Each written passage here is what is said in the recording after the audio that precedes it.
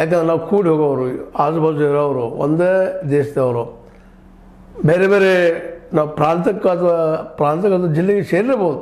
But ಆದ್ರೆ ನಾವೆಲ್ಲ ಒಂದು ಅನ್ನುವಂಥ ನಮ್ಮಲ್ಲಿ ಅದ.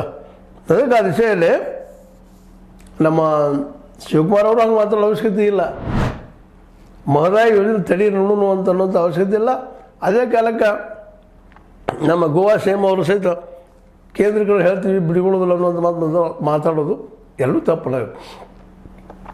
ಎಕ್ಸ್ಟ್ರೀಮ್ ಎಂಡ್ ಬೇಕಾಗಿಲ್ಲ, ನಮಗೆ ಬೇಕಾಗಿದ್ದು TMC 40 TMC ನೀರು. ಅದ್ರ ಸಲುವಾಗಿ ನಾವು ಪ್ರಯತ್ನ ಮಾಡೋದು ವಿನಃ ಅನಗತ್ಯ ಸಮಸ್ಯೆಗಳನ್ನು ತೊಗೊಂಡು ಯಾವ್ಯಾವ ಸಮಸ್ಯೆ ತೊಗೊಂಡು ವೈಯಕ್ತಿಕ ನಿಂದೆ ದಾಳಿ ಮಾಡುವಂಥದ್ದು ಇವು ಆಗಬಾರ್ದು. ಇದು ಪ್ರಜಾಪ್ರಭುತ್ವದ ಲಕ್ಷಣಗಳಲ್ಲ. ಅದನ್ನೇ ಇರಲಿ, ಒಟ್ಟಿನಲ್ಲಿ ಶಿವಕುಮಾರ್ ಅವರು ಚೆನ್ನಾಗಿ ಮಾತಾಡಿದ್ದಾರೆ, ಇಲ್ಲಂತಲ್ಲ. ಮಹದಾಯಿ ವಿಚಾರದಲ್ಲಿ ಕೇಂದ್ರಕ್ಕೆ ಎಲ್ಲ ಸಂಸ್ಥೆಗಳ ನಿಯೋಗ ಕರೆದೊಯ್ಯಲು ನಾನು ಪ್ರಯತ್ನಿಸುತ್ತೇನೆ. ನಮ್ಮ ಜೊತೆ ಯಾರು ಬರ್ತಾರೋ ಬಿಡ್ತಾರೋ ನಮ್ಮ ಕೆಲಸವಲ್ಲ. ನಮ್ಮ ಕೆಲಸ ನಾವು ಮಾಡ್ತೀವಿ. ಅವ್ರು ಬರಲಿ ಬಿಡಲಿ, ಬಂದ್ರೆ ಭಾಳ ಚಲೋ. 19 MP ಹೋಗಿ ಕೇಳೋನು, ಮೋದಿಯವರಿಗೆ, ಪ್ರಧಾನಿಯವರಿಗೆ ಕೇಳಿ ನಮ್ಮ ಪಾಲಿನ ನೀರು ನಾವು ಬಿಡ್ರಿ ಅಂತ ಹೇಳೋನು. ಯಾಕೆ ತಡೆ ಆಗ್ತಾಯಿದೆ ಅದನ್ನು ಕೇಳೋನು. ಎಲ್ಲ ನೆಲೆಗಟ್ಟಿನಲ್ಲೇ ಈ ಮಹದಾಯಿ ಯೋಜನೆಯನ್ನು ನಾವು ಆದಷ್ಟು ಶೀಘ್ರ ಮುಗಿಸೋಣ ಅಂತ ತರಾತುರಿ ಇದ್ದಾರೆ, ಇಲ್ಲ ಅಂತಲ್ಲ. ಆದರೆ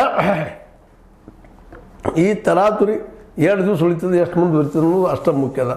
ಯಾಕಂದ್ರೆ ಈಗಾಗಲೇ ನಮ್ಮ ಸಿದ್ದರಾಮಯ್ಯನವರು ಮಹದಾಯಿ ಯೋಜನೆ ಬರಲೇಬೇಕು ಅಂತ ಹೇಳಿದರು, ಬೊಮ್ಮಾಯಿಯವರು ಹೇಳಿದರು, ಅನೇಕ BJP ಸದಸ್ಯರು ಅಂತ ಇದ್ದರು, ಇವತ್ತು ಅಂತ ಇದ್ದಾರೆ. ಆದರೆ ಅದು ಆಗ್ತಾಯಿಲ್ಲ. ಹೀಗಾಗಿ ಇವತ್ತಿನವರೆಗೆ ಗೋವಾದ CM ಅವ್ರ ಕೈ ಮೇಲಾಗ್ಯದ, ಉಳಿದವ್ರದ್ದು ಇಲ್ಲ ಅನ್ನೋದು ಅಷ್ಟೇ ಮುಖ್ಯ ಅದ. ಆದ್ರೆ ಇದನ್ನು ಮೇಲಕ್ಕೆ ಹೋಗಿ ಗುಡಿದಲ್ಲ ಅನ್ನೋದು DK ಶಿವಕುಮಾರ್ ಅವರು ವಾದೋದ ಇರಲಿ. ಯಾಕಂದ್ರೆ ಈ ಒಂದು ತಿಕ್ಕಾಡನ್ನು ಬೇಕು, ನಮ್ಮಲ್ಲಿ ಕಾಂಪಿಟೇಷನ್ ಬೇಕು. ಆದ್ರೆ ಒಬ್ಬರನ್ನೊಬ್ಬರು